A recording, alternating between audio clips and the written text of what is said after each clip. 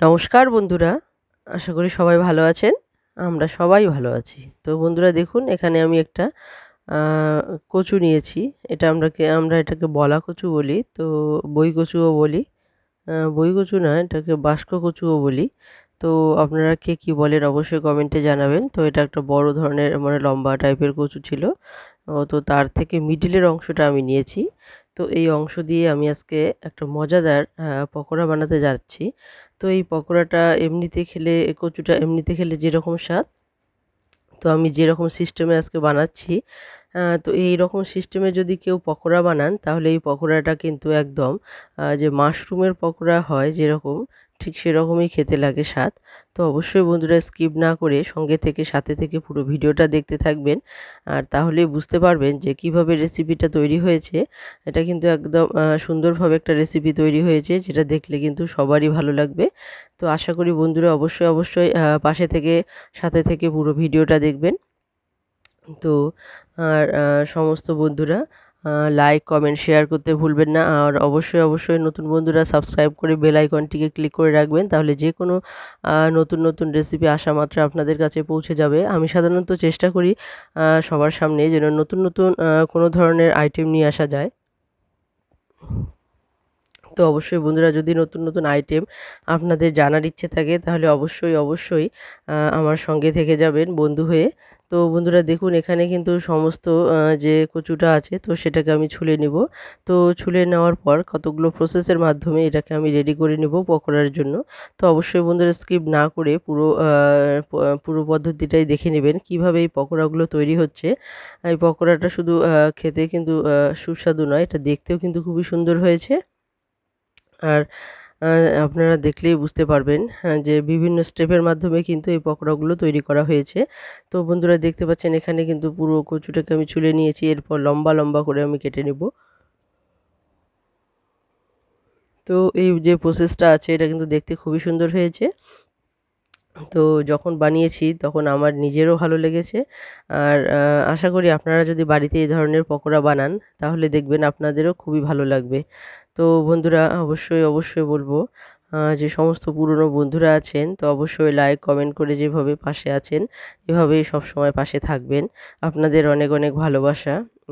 তো আমিও চেষ্টা করব সবসময় আপনাদের পাশে থাকার।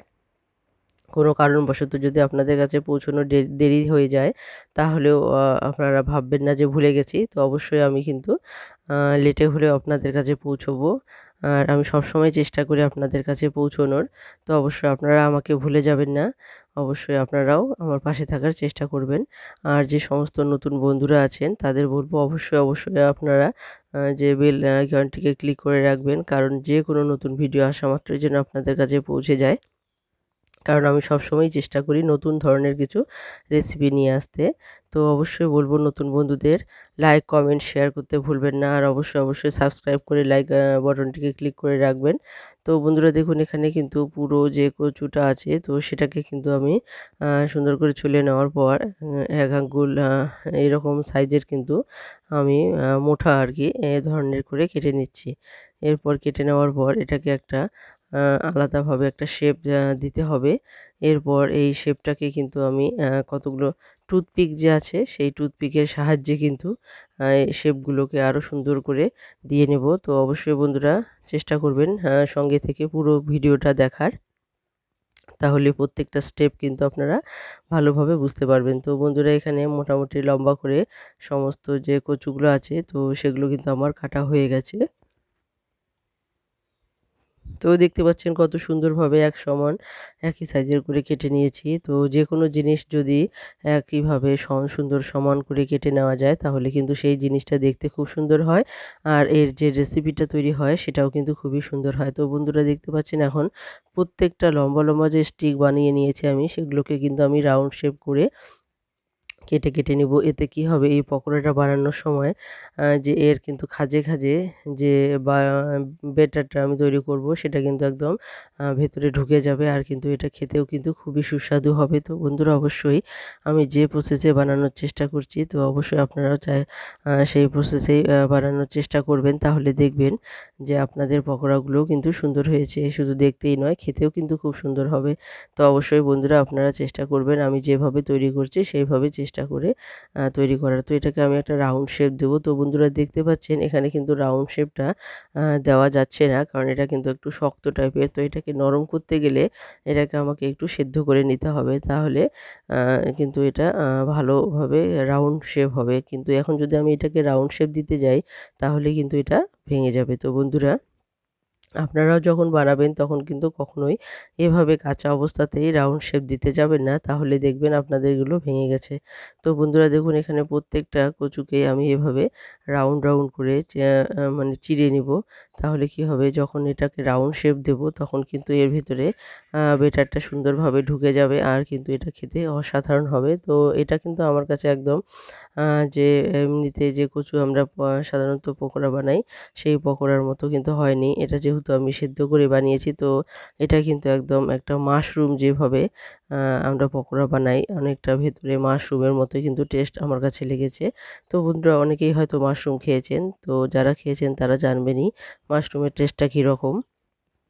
তো এই কচুগুলো যখন আমি পকোড়া বানিয়েছি সেদ্ধ করে, তো তখন কিন্তু ঠিক একদম মাশরুমের মতোই স্বাদ লেগেছে আমার মুখে। তো অবশ্যই বন্ধুরা আপনাদেরকেও বলব, আপনারাও কিন্তু এভাবে বাড়িতে যদি ট্রাই করেন, তো এই ধরনের পকোড়া কিন্তু সকাল বা বিকেল যেকোনো সময় কিন্তু খেতে খুবই সুস্বাদু। তো আপনারা এটা চায়ের সঙ্গেও খেতে পারেন বা যেকোনো সময়ে বাচ্চাদেরকে আপনারা বানিয়ে দিতে পারেন। তো দেখুন এখানে যদি এরকম করে আমি ভাঁজ দিতে যাই, রাউন্ড শেপ দিতে যাই, তাহলে কিন্তু এটা মট করে ভেঙে যাবে। তো দেখতেই পাচ্ছেন এখানে কিন্তু ভেঙে গেছে। তো আপনারা কখনোই চেষ্টা করবেন না কাঁচা অবস্থাতেই এগুলোকে রাউন্ড শেপ দিতে। তো আমি যেভাবে এই রাউন্ড শেপ দেওয়ার জন্য যে প্রসেসে আমি তৈরি করতে যাচ্ছি, তো অবশ্যই আপনারা চেষ্টা করবেন সেইভাবেই তৈরি করার। তো এখানে দেখতে পাচ্ছেন এখানে কতগুলো কিন্তু স্টিক আমি নিয়েছি। তো দেখছেন এখানে আমার বাচ্চাটা টানাটানি করছে। আ ও এগুলো নিবে, আমি যে করছি কাজ ও এগুলো কাজ করতে চায়। তো দেখুন বন্ধুরা এখানে আমি ব্যাটার তৈরি করার জন্য নিচ্ছি বেসন, আর বেসনের সঙ্গে নিবো আমি চালের গুঁড়ো। তো এখানে আমি কোনো মেজারমেন্ট মানে কাপ দিয়ে কোনো দেখাচ্ছি না। এটা আমি চোখের আন্দাজেই আমি নিয়ে নিচ্ছি। আমি যে পরিমাণ বেসন নিচ্ছি আর সেই সমপরিমাণ এখানে আমি চালের গুঁড়ো নিয়ে নিচ্ছি। কারণ দুটোর মিশ্রণ একই সমান যদি হয় তাহলে এটা কিন্তু একদম মুচমুচে টাইপের হবে আর কিন্তু অনেকটাই সময় এটা কিন্তু মুচমুচে থাকবে। তো বন্ধুরা দেখতে পাচ্ছেন। তো এখানে কিন্তু আমি এখন উপকরণ দিয়ে দিব আরও বাকি। তো এখানে আমি চালের গুঁড়ো আর যে বেসন দেখতে পাচ্ছেন একদম সমপরিমাণ নিয়েছি। আর এখানে আমি দিয়ে দিলাম লবণ, তারপর দিয়ে দিলাম হলুদ, আর এখানে আমি দিয়ে দেবো ১ চামচ ১/২ চামচ পরিমাণ কালো জিরে। তো এগুলো দিয়ে কিন্তু এর ব্যাটারটাকে ভালোভাবে আ আ অল্প, অল্প করে জল দিয়ে আমি কিন্তু এটাকে ফেটিয়ে নিব। তো দেখতে পাচ্ছেন এখানে কিন্তু সমস্ত উপকরণগুলো দেয়া আছে। তো আপনারা যদি ঝাল খেতে চান তো অবশ্যই বলব যে এখানে কিন্তু লঙ্কা দিতে পারেন। কিন্তু আমি এখানে লঙ্কা দিচ্ছি না। আমি লঙ্কা ছাড়াই বানাচ্ছি। আমি ঝাল বানাচ্ছি না, বাচ্চারাও খাবে যার জন্য এখানে আমি একদমও ঝাল দিলাম না। তো ঝাল ছাড়াই কিন্তু বানাচ্ছি। তো আপনারা চাইলে অবশ্যই ঝাল দিয়ে সেটাকে খেতে পারেন। তো বন্ধুরা দেখুন এখানে কিন্তু একবারই জল দেওয়া যাবে না। ব্যাটারটা তৈরি করার জন্য কিন্তু হালকা, হালকা জল দিয়ে আপনাদেরকে মাপ মতো একটা ঘনত্ব নিয়ে আসতে হবে। সেটা আপনারা দেখতে পাবেন। আমি আপনাদেরকে দেখিয়ে দেব কীরকম ঘনত্ব করতে হবে। আরেকটা কথা বন্ধুরা অবশ্যই কিন্তু এই যে ব্যাটারটা তৈরি হবে সেটাকে কিন্তু অনেকক্ষণ ফেটিয়ে নিবেন। কারণ এটা যত ফেটানো যাবে ততই কিন্তু এর যে স্বাদ সেটা কিন্তু বেড়ে যাবে আর কিন্তু পকোড়াগুলো দেখতে ফুলকো হবে।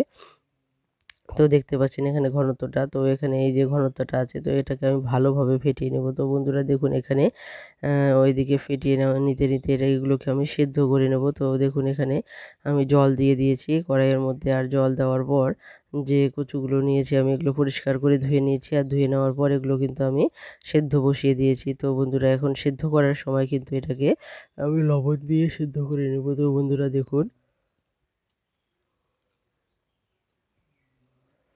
তো এখানে আমি সামান্য পরিমাণ লবণ দিয়ে দিয়েছি। কারণ এগুলো কচু সাধারণত হয়তোবা অনেকেরই গলা চুলকোতে পারে। অনেকে আছেন যারা এমনিতেই কচু খেলে গলা চুলকোয়।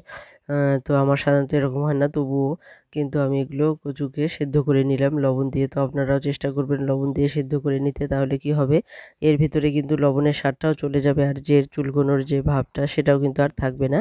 তো বন্ধুরা দেখুন এটা কিন্তু সুন্দরভাবে সেদ্ধ হয়ে গেছে।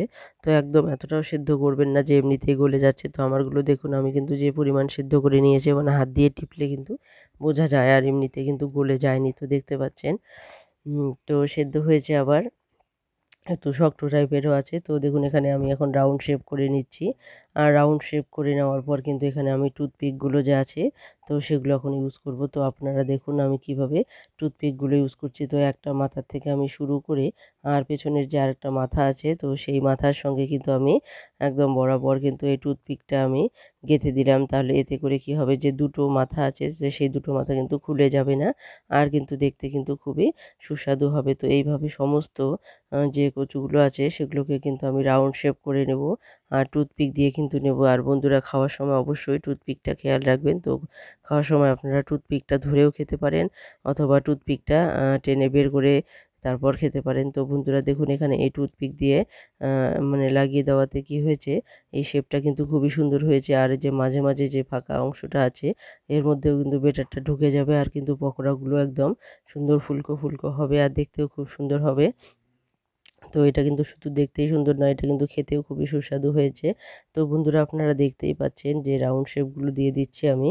তো কত সুন্দর হচ্ছে দেখতে। তো আপনারাও কিন্তু চাইলে এইভাবে বাড়িতে বানিয়ে নিয়ে সবাইকে খাইয়ে কিন্তু খুশি করতে পারেন। তো বন্ধুরা দেখুন কচু তো আমরা অনেকভাবেই খেয়েছি, ভাজা খেয়েছি, লাবড়া খেয়েছি, হয়তো এই ধরনের শেপ করে কখনো কারো খাওয়া হয়নি। তো বলবো এই ধরনের যদি শেপ করে সিদ্ধ করে এইভাবে কচুর পকোড়া বানানো যায় তাহলে কিন্তু এটা খেতে খুবই সুস্বাদু হয়। তো দেখবেন বাচ্চারা কিন্তু খুবই পছন্দ করবে। তো বড়দেরও বলবো, বড়দেরও কিন্তু এটা ভীষণই ভালো লাগবে। তো দেখুন এখানে কিন্তু প্রত্যেকটা শেপ আমার দেওয়া হয়ে গেছে। তো দেখতে পাচ্ছেন এখানে কিন্তু খুব সুন্দর হয়েছে। এখানে যেমন মাঝে যে ফাঁকা ফাঁকা অংশগুলো, যে রাউন্ড করার সময় যে ফাঁকা অংশগুলো আছে এগুলোতে কিন্তু ব্যাটারগুলো ঢুকে যাবে। আর এই ব্যাটারগুলো ঢুকে যাওয়াতে কিন্তু এই পকোড়াটার কিন্তু একটা আলাদা রকম একটা স্বাদ চলে আসবে। তো বন্ধুরা দেখুন এখানে সমস্ত পকোড়াগুলো আমি রেডি করে নিয়েছি। এখন কড়াই বসিয়ে দেব। আর কড়াই দেখুন এখানে কড়াই বসিয়ে দিয়েছি আর কড়াই বসানোর পর কিন্তু কড়াইটা আমার অনেক গরম হয়ে গেছে। তো এখানে আমি দিয়ে দিলাম সাদা তেল। সাধারণত পকোড়া বা যে কোনো ভাজা কিন্তু আমি সাদা তেলেই করি। তো দেখুন এখানে কিন্তু সাদা তেলটা আমি দিয়ে দিয়েছি। তো সাদা তেল দেওয়ার পর এখানে ব্যাটারটা রেডি হয়ে গেছে আমার। আর এখানে আমার পকোড়াগুলো রেডি আছে। তো এখন আমি এখানে ব্যাটারের মধ্যে ডুবিয়ে তারপর এখানে তেলের মধ্যে ছাড়বো। তো বন্ধুরা আপনারা দেখতে থাকুন আ আ পকোড়াগুলো কীরকম হয়। তো আপনারাই দেখে কমেন্টে জানাবেন আপনাদের কেমন লাগলো এই পকোড়ার রেসিপিটা। যদি ভালো লেগে থাকে তো অবশ্যই কমেন্টে জানাতে ভুলবেন না। আর যদি এর মধ্যে কোনো পরিবর্তন আনার প্রয়োজন ছিল তবে সেটাও আপনারা কমেন্টে জানাতে ভুলবেন না। আর নতুন বন্ধুদের বলবো অবশ্যই এই পকোড়া রেসিপি যদি আপনাদের ভালো লেগে থাকে তাহলে অবশ্যই সাবস্ক্রাইব করে আমার বন্ধু হয়ে থেকে যাবেন। তাহলে আমি আমার খুবই ভালো লাগবে, কারণ আপনাদের কিন্তু ভালোবাসা একান্তই প্রয়োজন। কারণ আপনাদের ভালোবাসা ছাড়া কিন্তু আমরা এগিয়ে যেতে পারবো না। তো অবশ্যই বলব যারা নতুন বন্ধুরা আছেন অবশ্যই সাবস্ক্রাইব করে লাইক বাটনটিকে ক্লিক করে রাখবেন। তাহলে যে কোনো নতুন ভিডিও আসা মাত্র আপনাদের কাছে পৌঁছে যাবে। আর এভাবেই আপনারা আমাদের সঙ্গে থাকবেন, পাশে থাকবেন। আর এভাবেই আমরা যেন এগিয়ে যেতে পারি এই সহযোগিতা করবেন। আর পুরনো বন্ধুরা তো আছেনই, যাদের ভালোবাসা ছাড়া এগিয়ে যাওয়া অসম্ভব। তো বন্ধুরা অবশ্যই আপনারা যে কমেন্ট করেন আমার খুবই ভালো লাগে। আপনাদের কমেন্টের অপেক্ষাতেও আমি থাকি। সবসময় আমি ফলো করি যে কে কখন কমেন্ট করলো। আর কমেন্টের অপেক্ষাতেই থাকি। আর কারণ কমেন্ট দেখতে আমার খুবই ভালো লাগে। তো আপনাদের এই এত ভালোবাসা তো অবশ্যই প্রয়োজন আছে, কারণ আপনাদের ভালোবাসা ছাড়া কিন্তু এগিয়ে যাওয়া সম্ভব নয়। তো আপনাদের এত ভালোবাসার জন্যই কিন্তু আমি অনেকটা পথ এগিয়ে যেতে পেরেছি। তো আশা করি বাকি পথটা আমি এগিয়ে যেতে পারবো। তো বন্ধুরা এইভাবেই সহযোগিতা করে পাশে থাকবেন। আপনাদেরকে অনেক ভালোবাসা। তো আমিও চেষ্টা করব সবসময় আপনারাও যেন অনেক এগিয়ে যেতে পারেন। তো আপনাদেরও সহযোগিতা করার জন্য সবসময় কিন্তু আমি আপনাদেরও আ আ ঘরে গিয়ে দেখে আসি। তো অবশ্যই আপনারাও যখন আসবেন তখন পুরো ভিডিওটা দেখার চেষ্টা করবেন স্কিপ না করে। আর লাইক করতে ভুলবেন না। আর লাইক করার পাশাপাশি যদি আপনাদের কোনো বন্ধু-বান্ধব, আত্মীয়স্বজন থাকে তারা যেমন আপনাদেরকে সহযোগিতা করেছে সাবস্ক্রাইব করে আপনাদের পাশে আছে, আমাকেও যেন এইভাবেই সহযোগিতা করে পাশে থাকে। তো সে একটু অনুরোধ করবেন আপনারা। তো আপনাদের বান্ধবরাও যেন আমাদের পাশে থাকে, এভাবেই সহযোগিতা করে যাবেন। তো বন্ধুরা দেখুন, এখানে কিন্তু পুরো পকোড়াগুলো আমার রেডি হয়েছে। তো দেখুন কত সুন্দর হয়েছে দেখতে। এটা কিন্তু শুধু দেখতেই লোভনীয় হয়েছে তাই নয়, এটা কিন্তু খেতেও অসাধারণ হয়েছে। তো বন্ধুরা পুরো ভিডিওটা দেখার জন্য অসংখ্য ধন্যবাদ সবাইকে।